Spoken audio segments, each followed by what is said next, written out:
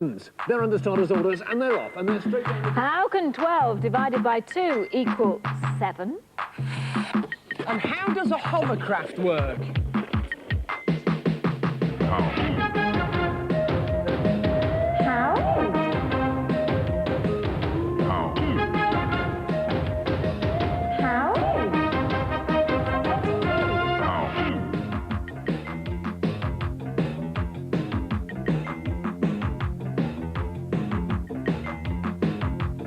How? How can I read your mind? Are you talking about ESP, reading, that sort of reading people's minds? There is Freddie? no mind there to read. You can't read minds. It's impossible. Now, if the word I'm about to write on this piece of paper is exactly the same word which you two will write down at the end of this how, will I be reading your mind? If you are correct, yes. All right, is it worth money? Yes. Yeah, you can't In the read middle my of the mind. table, 10p. along with the word I've written on the piece of paper. Now then, I want you both to really concentrate. Think of a number between 1 and 10. 1 and Now 10. multiply that number by 9. Yeah. You're left with a number with 2 digits. Add those 2 digits together, Yeah. subtract 5, and you're left with 1 number. Yeah. Now then, as with ABC, we have 1, 2, 3. If the number is 1, write down A. If it's 2, write B. If it's 3, write C. Right. If it's 4, write D. If We it's got it. 5, Yeah, we write got E. it. Yeah. Write that letter down. Now, quickly, write a country beginning with that letter. Write it down. Write it down. Quickly, quickly, concentrate, concentrate, concentrate. Freddie, what's your country? Denmark. Gareth, Denmark as well. what have I written down on my piece of paper? Denmark. I have successfully read your mind. That is unbelievable. have the money. How'd you do it? How did I do it? Well, it's a bit of a number trick, this. Think of a number, let's say it's 3, multiply it by 9, that gives you 27. Add those two together, it will always give you 9. Therefore, when you take the 5 away, you will always have 4. Therefore, the letter will always be D. And how many other countries can you think of that begin with the letter D? Brilliant, Al. How does a hovercraft work?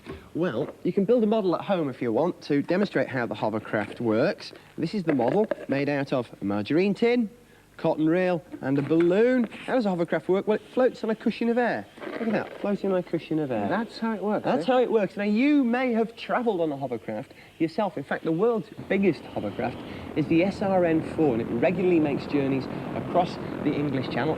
But how did it get invented? Well, in 1954, Christopher Cockerell was working on a prototype hovercraft that looked a bit like this. It looked like that, did it? Yep. It looked exactly like this. It's not really a hovercraft, but it's the experiment he did to measure how much downforce could be generated by a fan and therefore lift a vehicle. And this is what he made it out of: a hairdryer and a coffee tin. He turned the coffee tin on and it's attached to a set of scales, and very quickly he realised that it could generate about 22 grams of lift. He had an idea. Could I improve on that? So what he did was narrow the gap which the air came out with a second coffee tin inserted like that. Now the air could only come out around this edge of the coffee tin, and what that did was make the airflow more manageable, more controllable.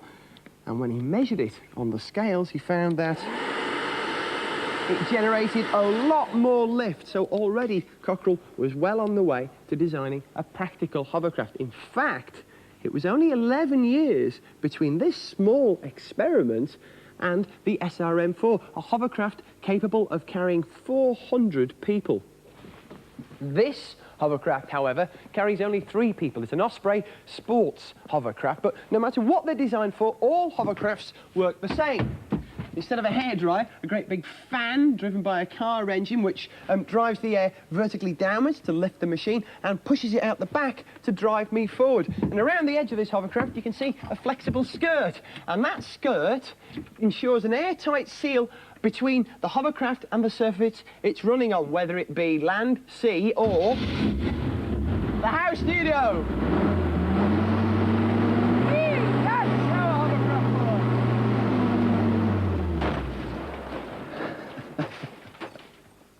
Not an easy how to follow, if anyone can. I'm your man. How old is an Easter egg? Well, the idea of giving Easter eggs as sweets goes back only as far as Victorian times, when people used to give each other marzipan eggs. Before that, though, they'd give each other real eggs, dyed in a variety of colours, known as pace eggs. These are they. They're rather beautiful, aren't They are absolutely beautiful. But how can you make a pace egg?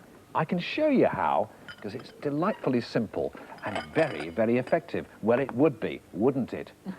Get yourself an ordinary egg and wrap around that the skin of an onion. Okay? You follow Any this? onion? Any onion will do. Stick a rubber band around that, or maybe even two, to hold the whole thing in place. Get hold of one of your mum's old stockings and snip off the foot, getting permission first, of course. Drop the egg inside there, like that.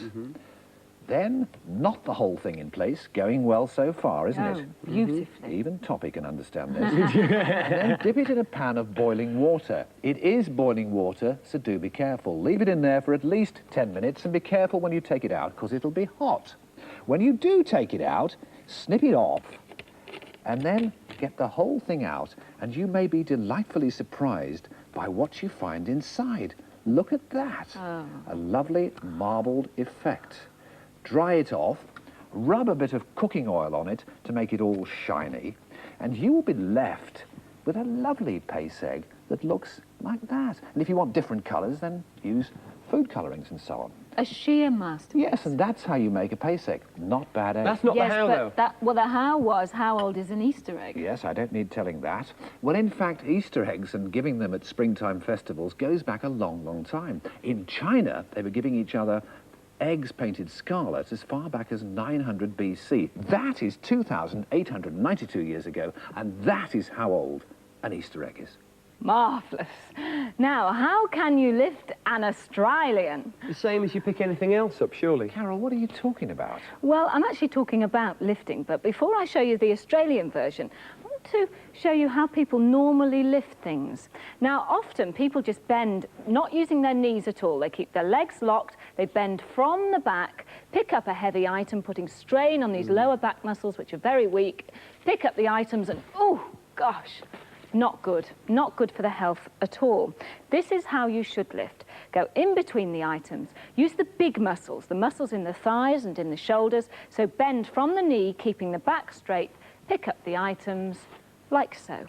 Beautifully done. I mean, it's good, sensible advice, but what's it got to do with Australia? Well, for that, Freddie, I'd like you to go to bed. You have been looking rather beaky recently. I feel 1 degree Yes. under. I don't feel Yes. myself. No, look you don't, down under. certainly don't look yourself. Yes, Freddie. I feel down under, Toppy. Yes. Well Be a said, bit yes. more Australian. Yes, Yes. OK, I'm off to bed. Yes, Yes, wait yes. a minute, I'm not too sure about Head this. down, you're ill. Why Australian? Why Australian? Well, this is called the Australian lift. It's a lift that's been developed in Australia, and it's often used by nurses. Now, we're the nurses.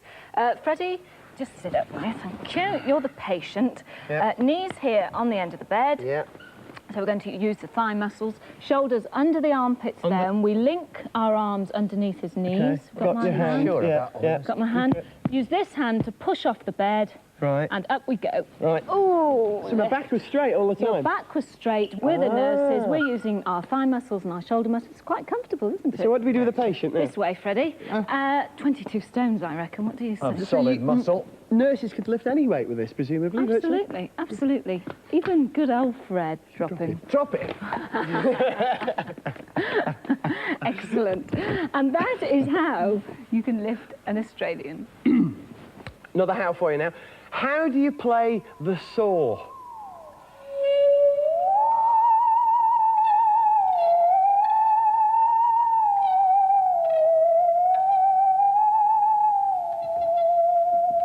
Why can't I? I don't know. Over the Rainbow, played by award-winning saw player Bronwen Nash.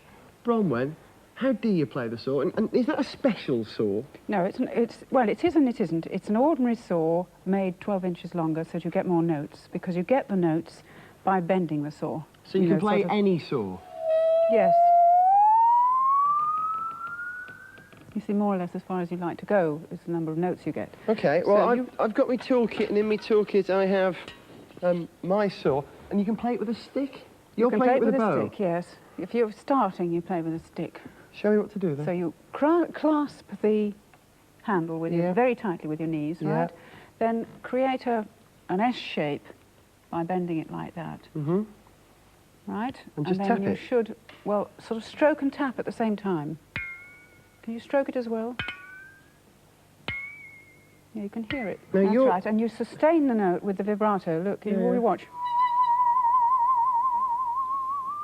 And you can actually change the note and keep the vibrato going. That shows beautiful control, the sort of thing which I don't have. So, I'm sure you have other skills.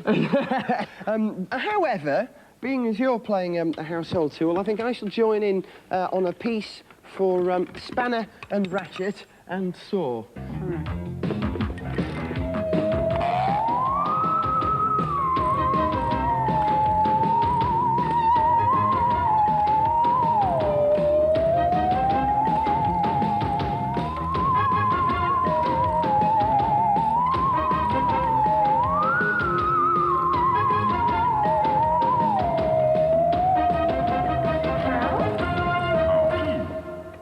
Bronwyn, that was beautiful. Thank you very much indeed. Thank you. That's how you play the saw.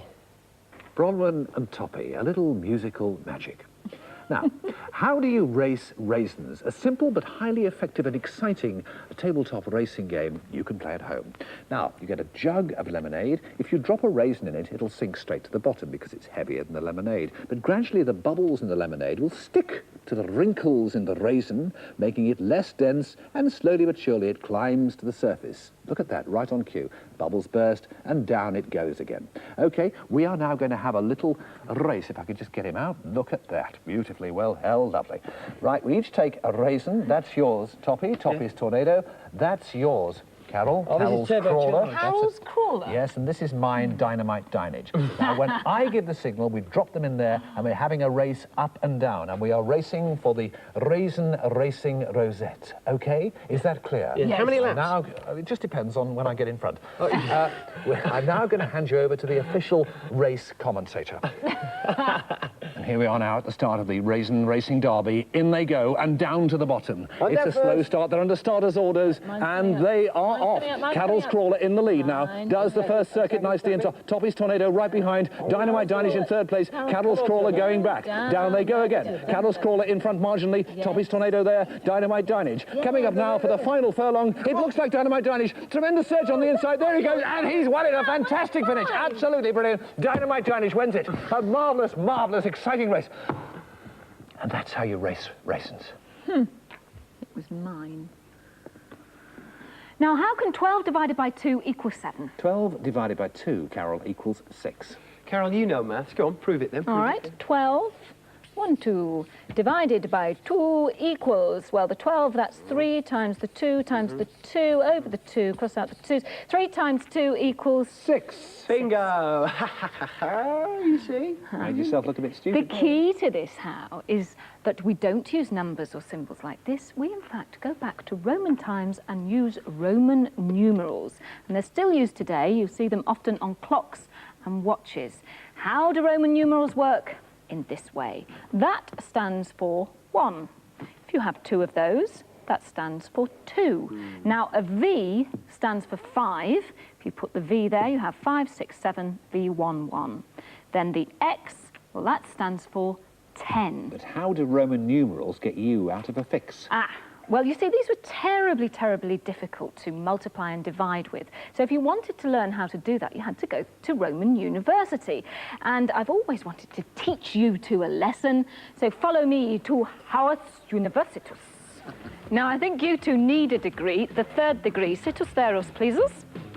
Now, how can 12 divided by 2 possibly equal 7? This is x11, which is 12. Listen. Do you understand? Right. x11 is 12. Miss, I don't understand this either. x11 is 12. Yeah. 1 and 1 is 2. Yeah. X divided by the 1 and the 1 Miss, is... miss. I don't understand, and he doesn't understand this. To divide something by 2, you take half of it away, do you not? Yes, miss. x11 is 12. Divide it by 2, take half of it away. What are we left with? V-I-I. Which is... 7. That is how 12 divided by 2 can equal 7. And that is hours for now. You two are so bad.